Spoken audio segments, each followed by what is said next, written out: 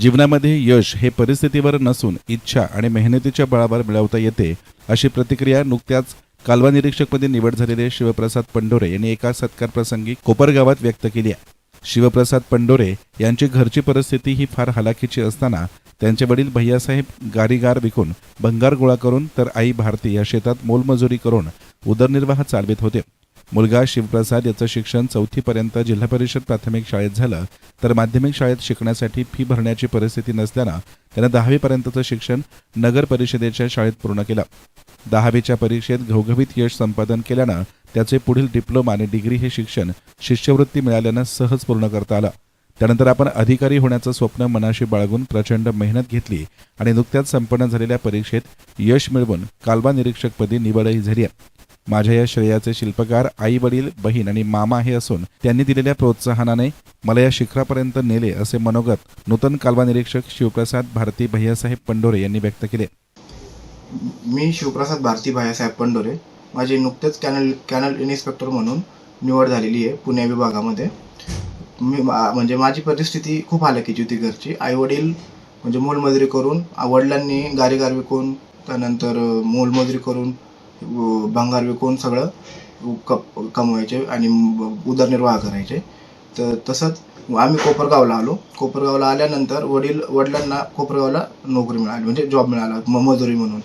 तर त्यानंतर त्यांना काय 600 रुपये महिना होता, 20 रुपये रोज. त्यामुळं आईने मग त्यांना साथ देण्यासाठी मग लोकांचं घरकाम करून वगैरे सगळं म्हणजे खांद्याला खांदा देऊन त्यांनी साथ दिली. आणि त्यातून मग माझं शिक्षण त्यांनी पुढं कंटिन्यू केलं. ज्यावेळेस मला म्हणजे माझं 1ली ते 4थी शिक्षण जिल्हा परिषदेत शाळेत झाले आणि त्यानंतर मला 5वीला ॲडमिशन घ्यायचं होतं.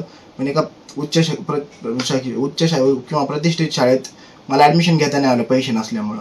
त्यामुळं मग मी आपलं कोपरगावची जी नगरपालिकेची शाळा आहे, MK आडव शाळा, माधवरावजी कचेश्वरची आडव शाळा, त्या शाळेत मी ॲडमिशन घेतलं आणि त्यानंतर मग माझं डिप्लोमा संजीवनीला ॲडमिशन झालं. म्हणजे शिक्षणाच्या बाबतीत जर म्हटलं तर घरच्यांनी परिस्थिती हालाकीची असताना पण सांगितलं की तू शिक, तू टेन्शन घेऊ नको, आम्ही आहे बघू, आम्ही करून घेऊ. मग 10वीला मला घवघवीत यश मिळालं. शाळेत पण मी सेकंड टॉपर आलो, चांगले मार्क मिळाले. मग मला डिप्लोमाला मेरिटमध्ये म्हणजे स्कॉलरशिपमध्ये ॲडमिशन मिळालं. मग त्यामुळं काय डिप्लोमाला जी फी लागली असेल नॉमिनल फी आणि आपला एज्युकेशनल खर्च, अकॅडमिकल खर्च म्हणजे पुस्तकांचा वगैरे तो खर्च घरच्यांनी, तो पण बराच खर्च होता, पण तो घरच्यांनी व्यवस्थित केला.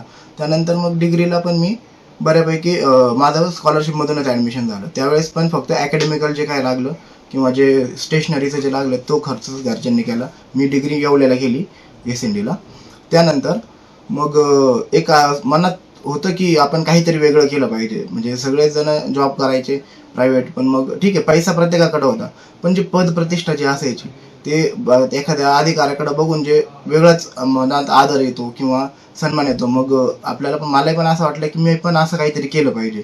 म्हणून मग कोपरगावमध्ये ज्यावेळेस सहज एक दिवस मी कोपरगावमध्ये क्लास आले होते म्हणजे फ्री डेमो, तर तिथं 6 दिवस गेलो. त्यानंतर मला ते आवडलं. त्यात मला कळलं की इथं आपल्याला पद प्रतिष्ठा आणि पैसा सगळं मिळतं आहे आणि शाश्वती पण आहे नोकरीची. आणि आपली परिस्थिती अशी नाही की समजा कोणी अचानक जर काढून दिलं ते आपण पुढं काय करू शकतो, आपल्याकडे शेती वगैरे काही नाही आहे, आपल्याला पर्याय नाही आहे. त्यामुळं मग मी या क्षेत्राचा निवड केली. म्हणजे 2020ला मी फॉर्म भरलेला, पण तो पेपर झालेला 21ला. मग 21पासून मी सुरुवात केलं MPSCसाठी. मग MPSC मी 21ला सुरुवात केली. त्यावेळेस माझं ते जे PSIचं होतं प्रीचंच 2 मार्काने मेरिट गेलं होतं. मग त्यावेळेस असं वाटलं की आपण करू शकतो हे क्षेत्र. मग या क्षेत्रात उतरण्याचा निर्णय घेतला आणि 2022ला मी आपलं आत्मावली करिअर अकॅडमीमध्ये ॲडमिशन घेतलं. मग 5 जून 2022ला मी तिथं क्लास लावले आणि तिथून माझी खरी सुरुवात झाली. तिथून मला पूर्ण मार्गदर्शन मिळालं. त्यानंतर तिथूून मग मी जे परीक्षा देत गेलो, पहिल्या 6 महिन्यात माझी प्री निघाली, नंतर मेन्स निघत आली. मग असं यश अपयश करत करत करत इन्स्पेक्टर मग कालवा इन्स्पेक्टर म्हणून माझी आता निवड झालेली आहे. यशाचं श्रेय सगळं मी माझं आई वडील, बहीण आणि मामा वगैरे, माझं सगळं नातेवाईक वगैरे किंवा माझे सगळे हितचिंतक यांना देतो. आणि एक उल्लेख करू शकतो की माझी बहीण आहे, छोटी बहीण आहे, पण तिने माझ्या मोठ्या बहिणीसारखं केलं आहे. म्हणजे ती स्वतः जॉबला होती आणि मी म्हणजे लग्नाच्या आधी ती जॉबला होती, तीच लग्न झाले आता, आणि मी इथं अभ्यास करायचो, तर ती मला पैसे पुरवायची किंवा मला ती सगळं हे करायची. त्यांच्या निवडीबद्दल संजीवनी उद्योग समूहाच्या वतीनं बिपिनदादा कोल्हे, आत्मामालिक अकादमीच्या वतीनं शेखर माळी, कोपरगाव तालुका पत्रकार संघाच्या वतीनं अध्यक्ष युसुफ रंगरेज, साहित्यिक परिषदेच्या वतीनं ज्येष्ठ साहित्यिक अविनाश पाटील, सामाजिक कार्यकर्ते राम होडे, कदीर पठाण, भाजी विक्रेता संघ आणि कहाळ समाजाच्या वतीनं समाज बांधवांनी सत्कार करून गौरव केला. येस्तान मीडियासाठी प्रतिनिधी युसुफ रंगरेज, कोपरगाव.